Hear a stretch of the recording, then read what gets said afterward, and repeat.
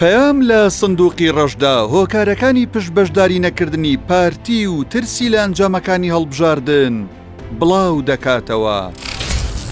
سەرەڕای دیاریکردنی ڕۆژی 10 ئەمساڵ وەک ڕۆژی هەڵبژاردنی پەرلەمانی کوردستان لەلایەن نێچیروان بارزانیەوە پارتی بڕیاریدا بەشداری هەڵبژاردن نەکات.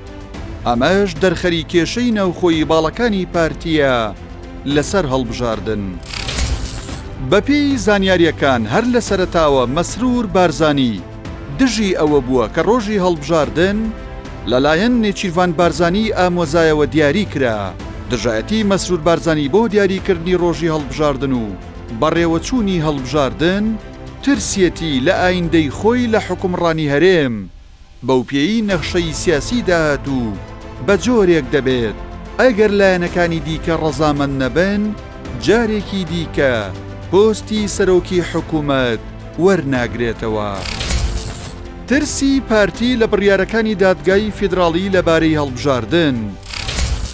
دادگای فیدراڵی کۆمەڵێک بڕیاری داوە کە هەر هەمویان لێدانە لە پێگەی پارتی لە هەڵبژاردنەکانی داهاتوو، لەوانە نەمانی کورسی کۆتایی پێگاتەکان لە پەرلەمانی کوردستان کە هەمیشە پارتی پێش هەڵبژاردن 11 کورسیەکەی بۆ خۆی یەکلا کردبووە و لە ناو پەرلەمان بەکاری دەهێنان.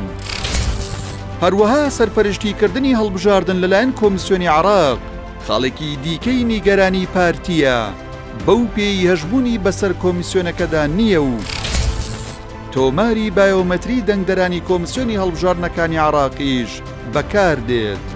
بەمەش ناتوانرێت کوردانی پارچەکانی دیکە و مردوو دەنگ بدەن و مەرجە دەنگدەر کارتی بایۆمەتری هەبێت. لە هەمان کاتیشدا پارتی هەر لە سەرەتاوە دژی بەڕێوەچوونی هەڵبژاردنی پەرلەمانی کوردستان بوو بە شێوەی چواربازنا، چونکە ئەمەش لە زیانی پارتیە. ئەمجارە دەرفەتی نییە بە دەنگی پارێزگایەک کورسی پارێزگاکانی دیکە بۆ خۆی بەرێت.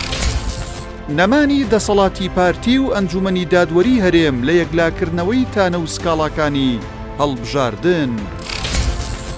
بەپێی بڕیاری دادگای فیدراڵی دەستەیەکی تایبەتمەند لە ئەنجومەنی دادوەری عراق تانە و سکاڵاکانی تایبەت بە هەڵبژاردنی پەرلەمانی کوردستان یەکلایی دەکاتەوە.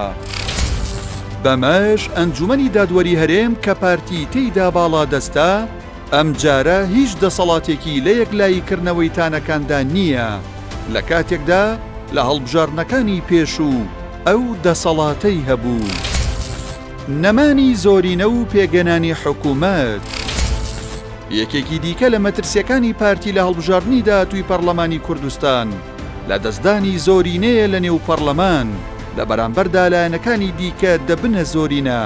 ئەمەش وا دەکات پارتی وەک جاران نەتوانێت دەستکراوە بێت لە پێگەێنانی حکوومەت. بەپێی پێشبینیەکان لە ئەگەری بەشداری لە هەڵبژاردن پارتی لە باشترین حاڵەتدا نزیکەی 30 کورسی و ڕکەبەرەکانی دیکەشی نزیکەی 7 کورسی دەبنەوە.